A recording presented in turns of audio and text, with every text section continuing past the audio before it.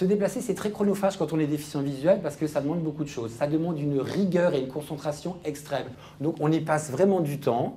Et puis l'idée, c'est d'expérimenter parce qu'on va se rendre compte aussi que c'est par le vécu corporel que beaucoup de choses vont être comprises. Où je suis, où je vais, savoir ce que je fais pour éventuellement, si j'ai un trajet à faire, pouvoir comprendre mon aller, mais aussi faire mon retour. Retour, par exemple, à l'identique, mais aussi retour différent.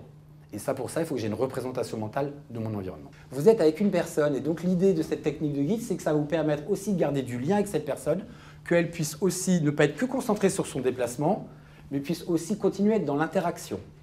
Donc voilà, pour la personne qui guide, pareil, là, aux jambes la gamme, et c'est hyper important, on va détendre le bras. Je travaille auprès des personnes déficientes visuelles sur la mise en place de compensation du handicap dans le domaine des déplacements.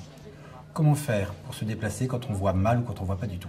Dans le cadre de cet atelier, l'idée est d'expliquer un peu la problématique du déplacement pour les personnes déficientes visuelles. C'est-à-dire, dans un premier temps, après avoir traité des principaux aspects de la déficience visuelle et du déplacement, on apprend la technique de guide. Comment guider une personne déficiente visuelle, ce qui permet en même temps d'apprendre la technique, mais de se mettre soi-même sous bandeau pour expérimenter un peu le ressenti des personnes déficientes visuelles quand elles se déplacent. La locomotion, c'est celui qui émotionnellement m'a le plus bouleversée. Vraiment. Bouleversée parce que d'abord, il faut faire confiance à l'autre, il faut vraiment lâcher prise et on n'y voit plus rien, on n'a pas de repère et c'est l'autre qui nous guide. Bon, ça m'a renvoyé aussi à des peurs enfantines, quoi.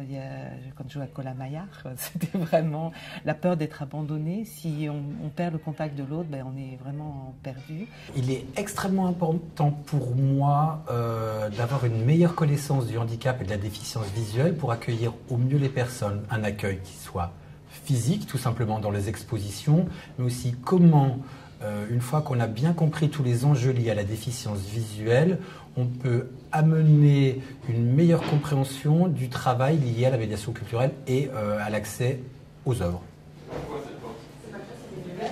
Très bien.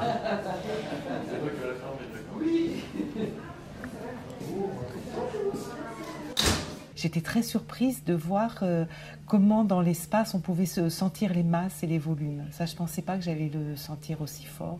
C'est-à-dire que dans le couloir, j'étais rassurée. J'allais dans un espace plus large, je commençais à sentir l'espace autour de moi. Et quand je suis arrivée dans la cour, là, j'ai paniqué. Parce que c'était immense, j'étais dans le vent, j'étais dans le bruit, le sol était rugueux. Voilà, là, je me suis sentie une toute petite chose. Finalement, chaque personne déficiente visuelle est quand même assez unique et que la question du déplacement est difficile pour une personne déficiente visuelle et que ça demande beaucoup de concentration, beaucoup de rigueur et que c'est un paramètre à prendre en compte. Si on peut comprendre qu'en aidant à se déplacer, on va aider à aller vers la culture, c'est un frein qui sauterait et qui permettrait un meilleur accès à la culture. Le déplacement pour moi n'est qu'un biais. On se déplace vers ou pour quelque chose.